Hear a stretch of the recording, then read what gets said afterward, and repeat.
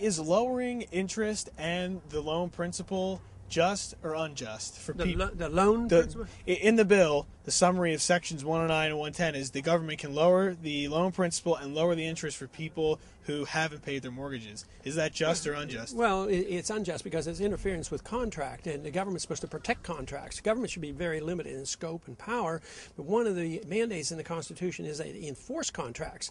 But if you have contracts, if you and I had a contract with a mortgage and a house, you don't pay your bills, I have a right to foreclose, and the government has no right to interfere in the contract. So they do a lot of that all the time around here. The contracts being violated constantly. They violate the contracts on money. The government's responsibility is to maintain value of the money, and they're always interfering. They're printing money. They're the counterfeiters. So it is the lack of understanding of the responsibility of government to enforce contracts rather than coming in and manipulating contracts and violating the principle of private property.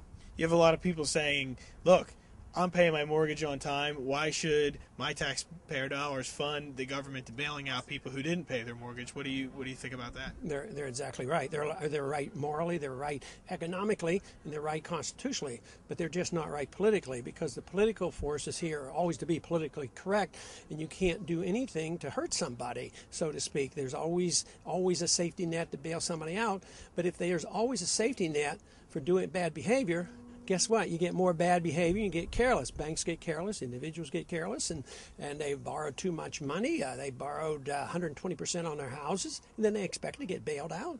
That's wrong morally, and it won't solve our problems. We need to get back to the basics and liquidate our debt.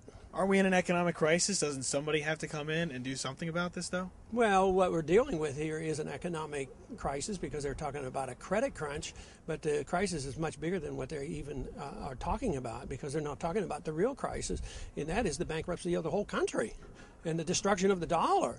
And when we're going to bring our troops home and change our foreign policy. I mean, this is much bigger than they think it is, and yet they've scared everybody to death.